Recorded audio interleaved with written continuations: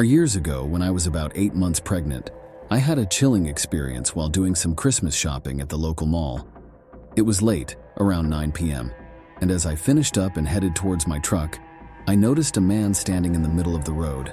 He locked eyes with me and started walking in my direction, ignoring others passing by. Politely, he asked for help, claiming his car's battery had died.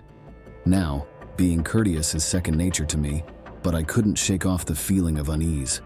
Why ask a pregnant woman for help when two guys had just passed by? Sensing something wasn't right, I politely declined and quickened my pace. He persisted, practically chasing me to my vehicle, pleading for assistance.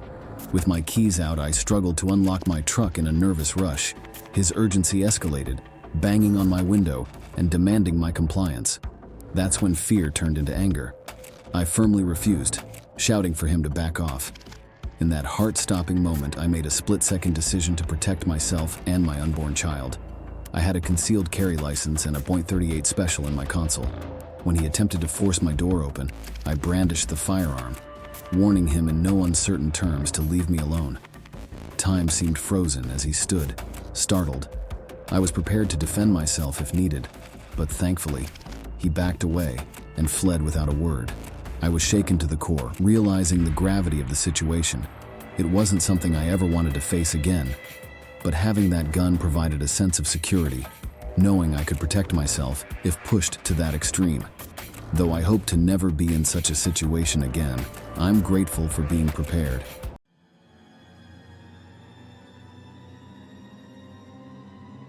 I've heard plenty of scary shopping tales, but my most frightening experience happened while I was working at a bookstore, about 2 months after I got promoted to assistant manager.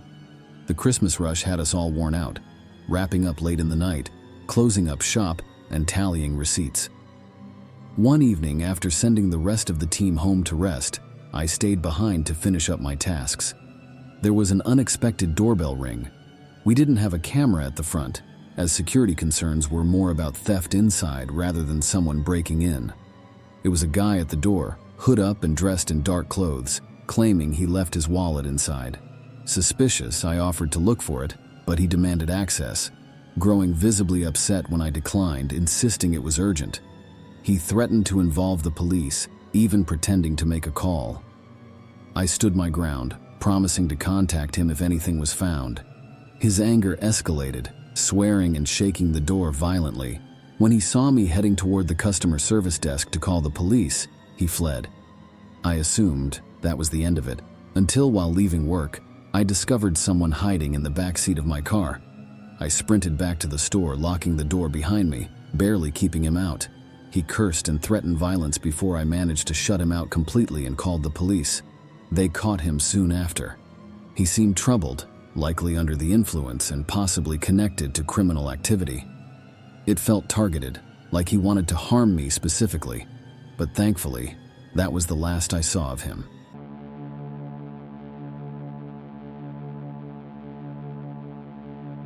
Once, I was on the hunt for a PlayStation 4 when it first launched. Despite trying various methods, I couldn't snag one during Black Friday at the local Best Buy.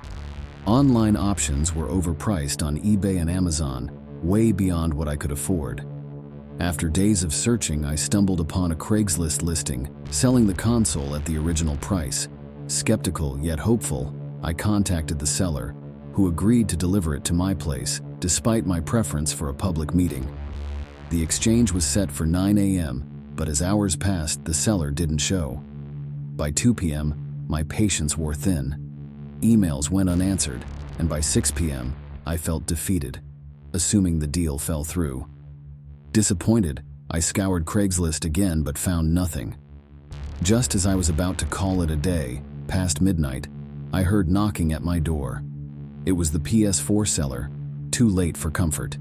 He asked for payment, claiming the console was in his van. Uneasy, I spotted someone in the van and something hidden in the seller's hoodie.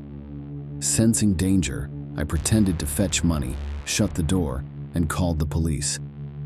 Suddenly, there was a forceful hit on the door, followed by the van speeding away. When I inspected, I found a knife embedded in the door. That's when I realized the danger I narrowly avoided. a frightening realization during the era of the infamous Craigslist killer.